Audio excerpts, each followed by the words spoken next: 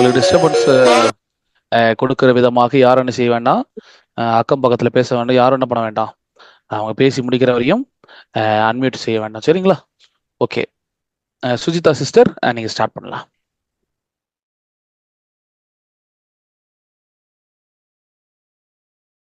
Sister நீங்கள் மட்டும் unmute பண்ணுங்க, மியூட்ல போயிட்டீங்க பாருங்க. எஸ். என்னோட பேர் சுஜிதா, என்னோட ஸ்டாஃப் பேர் திவ்யா மேரி. எனக்கு இன்னைக்கு ஸ்பீச் கொடுக்க செய்த தேவனுக்கு முதலாவது நன்றி செலுத்துறேன்.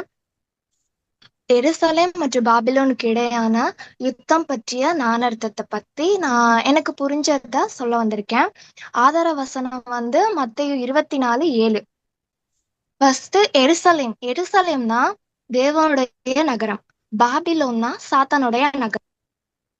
முதலாவது நம்ம இப்ப நடந்துட்டு இருக்க போரு, நம்மளாம் அப்படிதான் நினைச்சிருப்போம், போரு அதுதான் கடைசி காலத்துக்குரிய இது அப்படின்னு. ஆனா அது இல்ல, நம்ம மாம்சத்துக்குரிய யுத்தம் இல்ல, இது ஆவிக்குரிய யுத்தம். ஆவிக்குரிய யுத்தத்துல அந்த யுத்தத்தோட ஆயுதம் என்னன்னா இயேசுவின் ரத்தமும் சாட்சியின் வார்த்தை. 6000 வருடங்களா தேவனுக்கும் தேவனுடைய ஜனங்களுக்கும் சாத்தானுக்கும் சாத்தானுடைய ஜனங்களுக்கும் யுத்தம் நடந்துட்டு வருது. அதுல எனக்கு தெரிஞ்சது முதலாம் வருகையில பாஸ்டர் சொன்ன மாதிரி முதலாம் வருகையில யோவான், சின்ன வெளிச்சமாகிய யோவான் தேவனுடைய வார்த்தைய பெற்றுக்கொண்டாரு.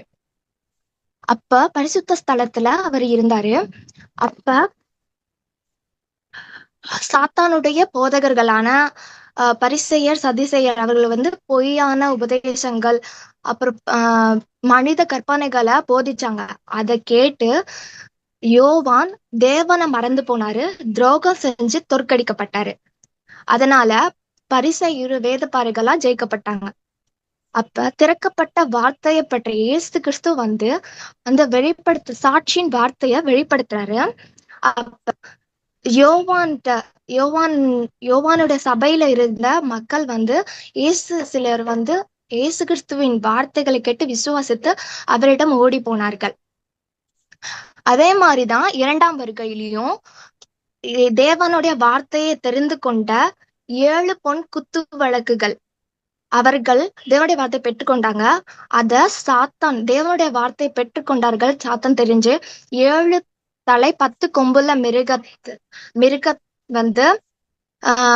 அனுப்பப்பட்ட அந்த போலியான உபதேசங்கள், பொய்யான வார்த்தைகளை போதிக்கும் போது அவர்களும் அந்த வார்த்தைகளை கேட்டு தேவனை மறந்து போய் துரோகம் செய்தாங்க. அதை பார்த்துட்டு இருந்த யோவான் எப்படி சாத்தான் வார்த்தையால வஞ்சிக்கிறான் என்று தெரிஞ்சு சாத்தானுடைய வஞ்சகத்திலிருந்து ஜெயம் கொள்றாரு. அதே மாதிரிதான் ஜெயம் கொண்டனால அத சாட்சியின் வார்த்தையை பெற்றுக்கொண்டாரு. அந்த சாட்சியின் வார்த்தைய ஜனங்களுக்கு வெளிப்படுத்துகிறார். அந்த சாட்சியின் வார்த்தையை தான் நம்ம கிளாஸ்ல தினமும் பெற்றுக்கொண்டுட்டு இருக்கோம். அதே மாதிரிதான் நம்மளும் அந்த சாட்சியின் வார்த்தைகள், அதாவது ஆயுதமான சாட்சியின் வார்த்தைகளை நம்மளும் முழுமையாக பெற்றுக்கொண்டு நம்மளும் அந்த சாத்தானுடைய வஞ்சகத்திலிருந்து ஜெயம் கொண்டாதான் நம்மளும் நித்திய ஜீவனை அடைய முடியும். அப்புறமேட்டுக்கு நம்ம அந்த சாட்சியின் வார்த்தையை உள்ளார இருதயத்துல வைத்து தேவனோட சேர்ந்து நம்ம வாழும் போது அந்த சியோன் மலையாகிய அதற்கு போக முடியும். இது இந்த கிளாஸ்ல நான் புரிஞ்சுக்கிட்டது. இதுக்கு இந்த கிளாஸ்க்கு வர்றதுக்கு முன்னாடி எனக்கு இந்த வார்த்தைகள்லாம் தெரியாது. நானும் சாத்தானுடைய போதனைகள் தான் நம்பி, அவங்க சொல்ற போதனைகள் தான் நம்பி அதுதான் உண்மைன்னு வாழ்ந்துட்டேன். ஆனா இந்த கிளாஸ் வந்ததுல இருந்தா உண்மையான வார்த்தை எது, பொய்யான வார்த்தை எது, எதை பெற்றுக்கொண்டா நித்திய ஜீவன் கிடைக்கும் என்று தேவனுடைய கிருபையால எனக்கு இந்த வாய்ப்பு கிடைச்சிருக்கு.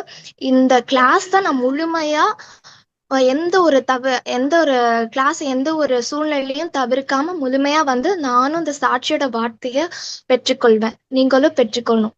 நன்றி பாஸ்டர். ஆமென். Very good. எல்லாரும் நம்ம கரங்களை தட்டி சகோதரியை உற்சாகப்படுத்துவோம். ஓகே, ஸோ இந்த நாளில் நம்ம என்ன செய்யலாம்னாக்க நம்ம எல்லோரும் ஸ்பீச் கொடுப்பதற்காக முன் வரலாம். சரிங்களா? ஸ்பீச் கொடுப்பதற்காக நம்ம எல்லோரும் முன் வருவோம். நம்ம இப்போ கிளாஸ்க்காக நம்ம ஜெபித்து விட்டு நம்ம கிளாஸ்க்குள்ள நம்ம கடந்து சொல்லுவோம். சிஸ்டர் சாமந்தி இருக்கீங்களா? சிஸ்டர் சாமந்தி, இந்த நாளுடைய பிரேயருக்காக நேம் கொடுத்துருக்கீங்க.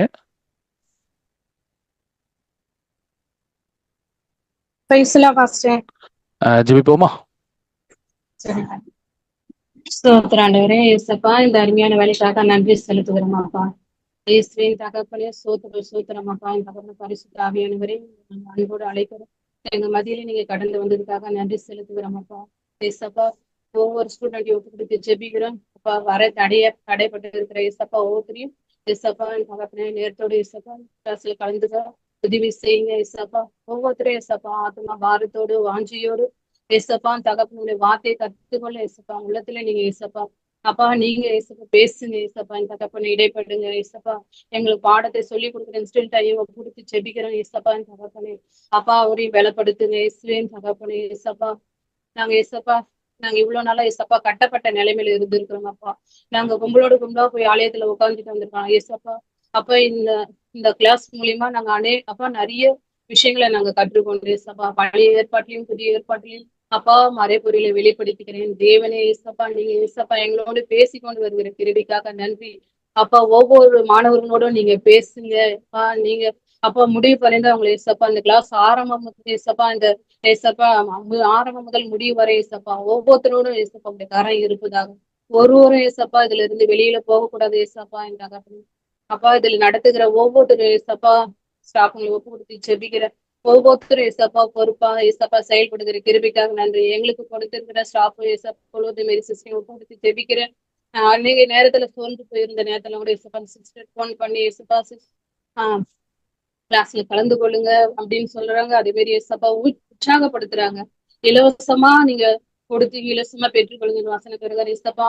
மறைபொருளை வெளிப்படுத்துகிறேன் தேவனே ஏசப்பா. நீங்க அறியாதது வெட்டாமன பெரிய காரியங்களை செய்வேன்னு எனக்கு சொன்னீங்களே ஏசப்பா. நீங்க ஏசப்பா வேதத்துல அந்த ஆழ அர்த்தங்களை நீங்க எங்களை வெளிப்படுத்தி எங்களோடு பேசி கொண்டு வருகிற கிருபைக்காக நன்றி செலுத்துகிறோம் அப்பா. இந்த தகப்பனை ஒவ்வொருத்தரும் மறைத்து நீர் பேசும் இடைப்படும் மீதியான வேலை பொறுப்பெடுத்து வழி நடத்தும் இயேசு கிறிஸ்துவின் மூலம் ஜெபிக்கிறோம் நல்ல பிதாவே ஆமென். ஆமென்.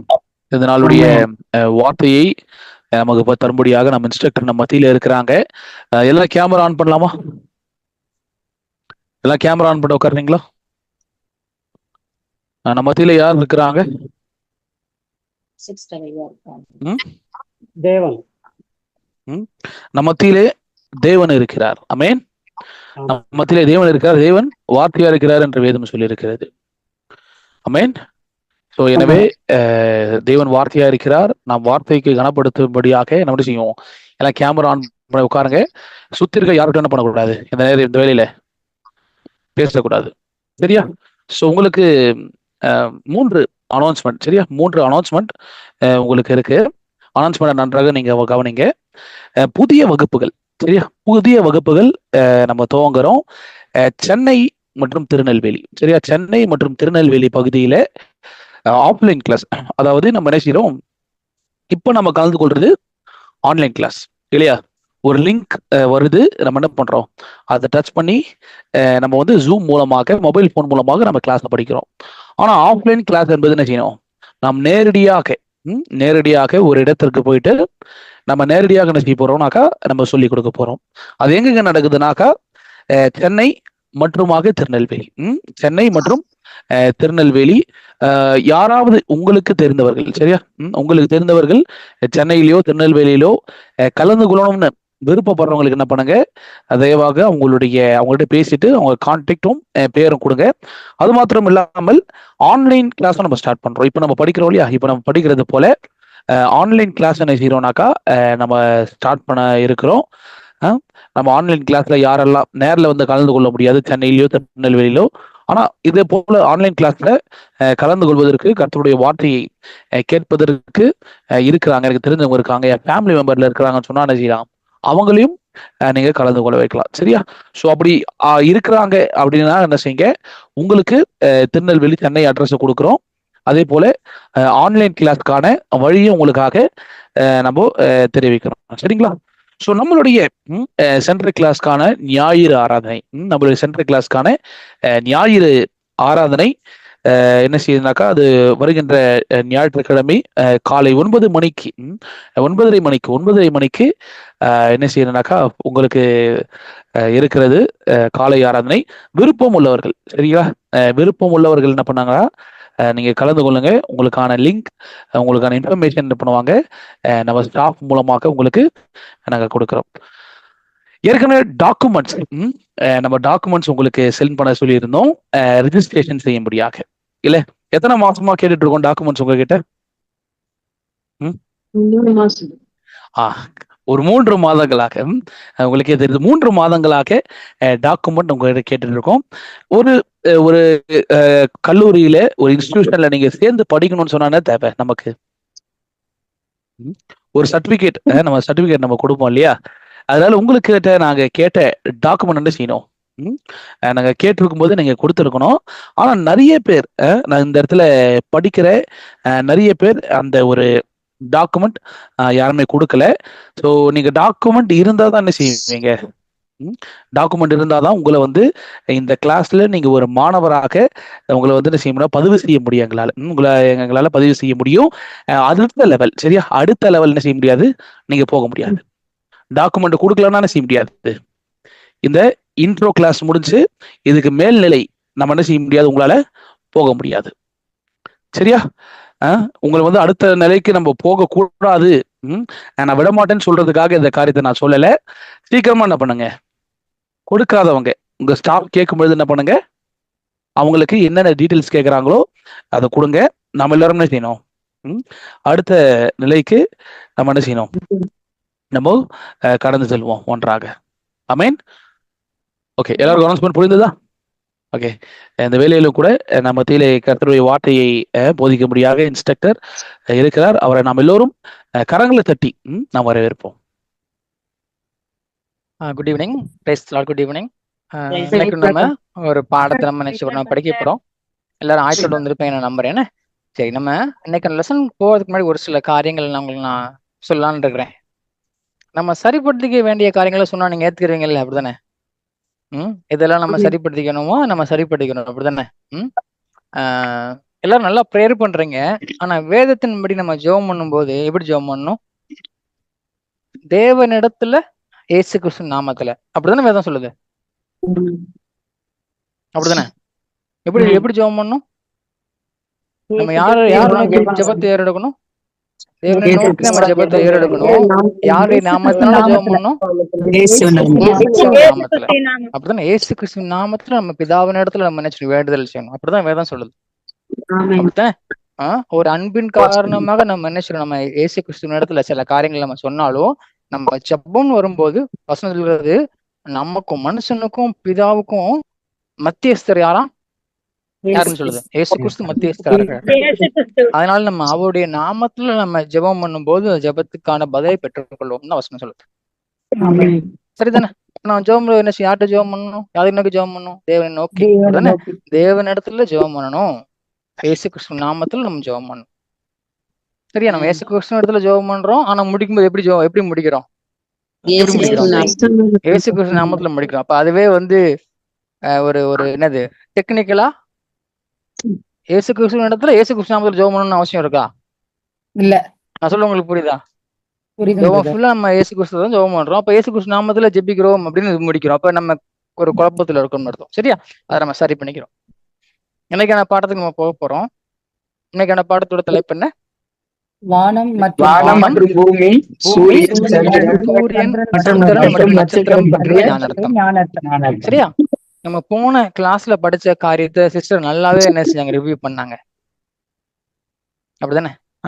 யுத்தம் அப்படிங்கிறது மனிதர்கள் என்ன செய்யறாங்க, எப்பெல்லாம் மனுஷனுக்குள்ள போட்டி, பொறாமை, பேராசை வந்ததோ அப்ப இருந்து உலகத்துல என்ன இருக்கத்தான் செய்யுது, யுத்தம் இருக்கத்தான் செய்யுது.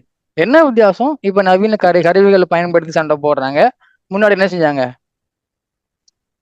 நவீன கருவிகள் இல்ல, அந்த காலத்துக்கு அது நவீன கருவி, அப்படிதானே? அந்த காலத்துக்கு அதான நவீன கருவி. இன்னும் ஒரு 100 வருஷம் போய் பாத்தீங்கன்னா அதுல என்ன செய்யும், இப்ப இருக்கிற யுத்தத்தை விட அப்ப என்ன செய்வாங்க, இன்னும் டெக்னிக்கலா என்ன செய்வாங்க, அட்வான்ஸ்மெண்ட் என்ன செய்வாங்க, அவங்க சண்டை போடத்தான் செய்வாங்க. ஆனா வேதம் சொல்லுகிற யுத்தம் அப்படிங்கிறது எந்த யுத்தம்? எந்த யுத்தம்? பிசாசுக்கும் தேவனுக்கும் புரியுதா? தேவனுடைய ராஜ்யத்துக்கும் சத்துருடைய தேவனுடைய ஜனங்களுக்கும் பிசாசனுடைய ஜனங்களுக்கும் என்ன நடக்கிற யுத்தத்தை பத்தி பேசிட்டு இருக்கோம். காலங்காலம் இந்த யுத்தம் எங்க ஆரம்பிச்சது? ஆதியாகமத்தில் ஆரம்பிச்ச யுத்தம் வெளிப்படுத்தின விசில முடிவுக்கு வருது. என்ன ஆயுதமா பயன்படுத்தப்படுகிறது? தேவன் சத்திய வார்த்தையை பயன்படுத்துறது போல பிசாசு என்ன செய்யறான்? ஜனங்களை வஞ்சிக்கிற பொய்யான வார்த்தைகளை பயன்படுத்துறான். நம்ம நினைச்சு நம்ம தெளிவுள்ளவங்களா இருக்கணும். சரியா? நம்ம இன்னைக்கான பாடம் நம்ம என்ன பார்க்க போறோம் அப்படின்னா, நீங்க சொன்னது போல வானம், பூமி, சூரியன், சந்திரன், நட்சத்திரங்கள் பற்றின ஞான அர்த்தம். கொஞ்சம் நம்ம முக்கியமான ஒரு இன்னைக்கான ஆதரவு வசனத்தை வாசிப்போம். வெளிப்படுத்தின விஷயம் 21வது அதிகாரம் 1வது வசனம் வாசிப்போம். வெளிப்படுத்தின விசேஷம் 21வது அதிகாரம் 1வது வசனம். பின்பு நான் புதிய வானத்தையும் புதிய பூமியையும் கண்டேன். முந்தின வானமும் முந்தின பூமியும் ஒளிந்து போயின, சமுத்திரம் இல்லாமற் போயிற்று. ஆமென். என்ன பாக்குறோம்? முந்தின வானம், முந்தின பூமி, புதிய வானம், புதிய பூமி, சமுத்திரம். என்ன வசனம் சொல்கிறது? முந்தின வானமும் முந்தின பூமி என்ன செய்தான்? ஒளிஞ்சு போகுதான், சமுத்திரமும் இல்லாமல் போயிட்டு என்ன பாக்குறோம்? புதிய வானம் புதிய பூமியை மட்டும் பாக்குறோம். இதுதான் வெளிப்படுத்தின விஷயத்துல கொடுக்கப்படுகிற வாக்கு தத்துவம். இதுக்கான அர்த்தம் என்ன பிரதர் சிஸ்டர்? நம்ம வாழ்ந்துட்டு இருக்கிற இந்த வானம் பூமி என்ன செஞ்சிடும்? ஒளிஞ்சு போயிடும், அப்படித்தானே? வேற ஒரு வானம், வேற ஒரு கிரகத்துல, வேற ஒரு வானத்துல போய் நம்ம வாழ போறோமா? அப்படியா? முந்தின வானம் முந்தின பூமி புதிய ஏற்பாடுல நம்ம வாழ்கிறோம். அது அப்படியா பிரதர் அர்த்தம்? பிரதர் வெளிப்படுத்தின விஷயங்கிறது தீர்க்க தரிசன புஸ்தகம், அப்படித்தானே? வெளிப்படுத்தின விஷயங்கிறது தீர்க்க தரிசன புஸ்தகம், அப்படித்தானே? ஆமா ஐயா. முந்தின வானம் முந்தின பூமி ஒளிஞ்சு போயிருச்சு. அப்ப சமுத்திரம் என்ன பிரதர்? அப்ப முந்தின வானம் முந்தின பூமிங்கிறது பழைய ஏற்பாடு. அப்ப பழைய ஏற்பாடு ஒளிஞ்சு போயிடுச்சா? நிறைவேற்றிட்டார்ல ஐயா, நிறைவேற்றிட்டார் இல்லைங்களா? அது முடிஞ்சது இல்லையா பிரதர்? நீங்க சொல்லுகிற காரியம் எவ்வளவு தூரம் உறுதியா சொல்றீங்க? இதுதான் அர்த்தம் உறுதியா சொல்ல முடியுமா உங்களால? இல்ல ஒரு டவுட்ல சொல்றேன். ஆண்டவராக இயேசு கிறிஸ்து நிறைவேற்றப்பட்டதுனால அதை நிறைவேற்றிட்டு இப்ப வெளிப்படுத்தின விஷயம் நிறைவேற்றப்படல, அது ஒழிந்து போயின்னு எல்லாம் புதிதாயின்னு ஒரு வசனம் இருக்கு இல்லைங்களா? ஆமா, பழைய எல்லாம் ஒழிஞ்சு போயின்னு. ஓகே, நல்லா கவனிங்க. முதல்ல அங்க புரிஞ்சுக்க வேண்டிய விஷயம், வெளிப்படுத்தின விஷயங்கிறது இயேசு கிறிஸ்து 2ஆம் வருகை காலத்துல நிறைவேற காரியம், அப்படித்தானே? வெளிப்படுத்தின விஷயம் சொல்லப்படுகிற காரியம் எப்ப நிறைவேற போற காரியம்? எப்ப நிறைவேற? 2ஆம் வருகை நிறைவேற போகிற காரியம். அப்ப இந்த முந்தின வானம் முந்தின பூமி எப்ப முடிவுக்கு வரும்? எப்ப முடிவுக்கு வரும்? அதுவும் வெளிப்படுத்தின விஷயம் நிறைவேற காலத்துல தான் முடிவுக்கு வரும், அப்படித்தானே? நான் சொல்ல உங்களுக்கு புரியுதா? இந்த முந்தின வானம் முந்தின பூமி முடிவுக்கு வருகிறது அப்படின்னு சொல்லப்பட்டிருக்கல. இந்த முந்தின வானம் முந்தின பூமியோட தெளிவா நம்ம வெளிப்படுத்தின விசேஷம் எந்த அதிகாரத்துல சொல்லப்பட்டிருக்குன்னு நினைக்கிறீங்க? தெளிவா வெளிப்படுத்தின விசேஷம் 6வது அதிகாரம் வாசிப்புமா? 6வது அதிகாரம் 12ல இருந்து 15 வரைக்கும் வாசிப்புமா? அவர் 6ஆம் முத்திரையை உடைக்க கண்டேன். இதோ பூமி மிகவும் அதிர்ந்தது, சூரியன் கருப்பு கம்பளை போல கருத்தது, சந்திரன் ரத்தம் போலாயிற்று. அத்திமரமானது பெரும் காற்றினால் அசைக்கப்படும் போது அதன் காய்கள் உதிர்கிறது போல வானத்தின் நட்சத்திரங்களும் பூமியிலே விழுந்தது. வானமும் சுருட்டப்பட்ட புஸ்தகம் போலாகி விலகி போயிற்று. மலைகள் தீவுகள் யாவும் தங்கள் இடங்களை விட்டு அகன்று போயின. பூமியின் ராஜாக்களும் பெரியோர்களும் ஐஸ்வர்யவான்களும் சேனை தலைவர்களும் பலவான்களும் அடிமைகள் யாவரும் சுயாதீனர் யாவரும் பர்வதங்களின் குகைகளிலும் கண்மலைகளிலும் ஒளிந்து கொண்டு. போதும் சிஸ்டர். இப்ப நம்ம வாசனம் இந்த வசனம் தான் முந்தின வானம் முந்தின பூமி ஒளிந்து போறதை பத்தி விளக்கமா சொல்லுகிற வசனம். இந்த வசனம் பழைய ஏற்பாடை பத்தி சொல்லுதுன்னு கொஞ்சம் சொல்றவங்க கொஞ்சம் சொல்லுங்க பாப்போம். பழைய ஏற்பாடை பத்தியா சொல்லுது? நான் சொல்றது உங்களுக்கு புரியுதா? வேத வசனத்தை நமக்கு ஒரு விதமான ஒரு புரிதல மக்கள் உலகத்துல இருக்கிற மக்கள் கொடுத்துட்டாங்க. அதனால நான் சொல்றேன், அடிக்கடி சொல்லுகிற காரியம், நம்ம கிளாஸ்க்கு வரும்போது அந்த பழைய புரிதல் எல்லாத்தையும் என்ன செய்யறோம், அப்படி நம்ம எடுத்து ஓரங்கட்டி வச்சுட்டு இப்ப புதுசா ஒரு குழந்தைய போல வந்து நம்ம காரியத்தை கற்றுக்கொள்ளும் போது நம்ம சரியா கற்றுக்கொள்ள முடியும். ஆமென். வெளிப்படுத்தின விஷயம் அப்படிங்கிறது இயேசு கிறிஸ்து 2ஆம் வருகையின் காலத்துல நடக்க போற சம்பவம். ஒரு முத்திரையை உடைக்கப்படுகிறது. அதுல 6வது முத்திரை உடைக்கப்படும் போது என்ன நடக்குது? இந்த சம்பவம் நடக்குது. இதே காரியத்தை குறித்து சொல்ற இன்னொரு வசனத்தை வாசிப்போமா?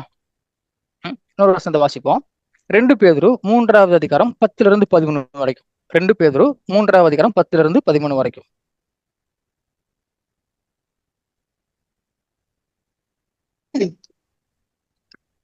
கர்த்தருடைய நாள் இரவிலே திருடன் வருகிற விதமாய் வரும். அப்பொழுது வானங்கள் மடமட என்று அகன்று போம், பூதங்கள் வெந்து உருகி போம், பூமியும் அதில் உள்ள கிரியைகளும் எரிந்து அழிந்து போம். இப்படி இவைகள் எல்லாம் அழிந்து போகிறதா இருக்கிறபடியால் நீங்கள் எப்படிப்பட்ட பரிசுத்த நடக்கையும் தேவ பக்தியும் உள்ளவர்களாய் இருக்க வேண்டும். தேவனுடைய நாள் சீக்கிரமாய் வரும்படிக்கு மிகுந்த ஆவலோட காத்திருங்கள். அந்த நாளில் வானங்கள் வெந்து அழிந்து பூதங்கள் எரிந்து உருகி போம். ஆமேன். அடுத்த வசனம் முக்கியமான வசனத்தை மிஸ் பண்ணீங்க. 13வது வசனம். அவருடைய வாக்குத்தத்தத்தின் படியே நீதி வாசமாயிருக்கும், புதிய வானங்களும் புதிய பூமியும் உண்டாகும் என்று காத்திருக்கிறோம். அவருடைய வாக்குத்தத்தின்படி என்ன அர்த்தம்? தீர்க்க தரிசனத்தின்படி எது உண்டாகுமா? புதிய வானமும் புதிய பூமி உண்டாகிறதுக்காக காத்துட்டு இருக்கிறோம். அப்படின்னா இந்த புதிய வானம் புதிய பூமிங்கிறது என்ன கிடையாது? பழைய ஏற்பாடோ புதிய ஏற்பாடோ கிடையாது. இந்த புதிய வானம் புதிய பூமிங்கிறது தேவன் நமக்கு வாக்கு கொடுத்திருக்கிற பரலோக ராஜ்யம். அந்த பரலோக ராஜ்யத்துக்காக நம்ம என்ன செஞ்சுட்டு இருக்கோமா? காத்து கொண்டிருக்கிறோம். நான் சொல்ல உங்களுக்கு புரியுதா? வசனத்தை வாஸ்தவமா இல்லையா? முந்தின பூமி ஒளிஞ்சு போகுது. அந்த முந்தின பூமி எல்லாம் என்ன செய்யுது? வெந்து உருகி அழிஞ்சு போகுது. அதற்கப்புறம் புதிய வானம் புதிய பூமி என்னன்னு சொல்லப்பட்டிருக்கு தெரியுமா? நீதி வாசமா இருக்காங்க. என்னவா இருக்கா? நீதி வாசமா இருக்கிற புதிய வானமும் புதிய பூமியும் உண்டான வாசம் சொல்லுவாரு. நான் சொல்லுகிற ஒரு காரியத்தை கொஞ்சம் நல்லா கவனிச்சு பாருங்க. ஆதியாகமம் 1வது அதிகாரம் 1வது வசனம் என்ன தெரியுமா?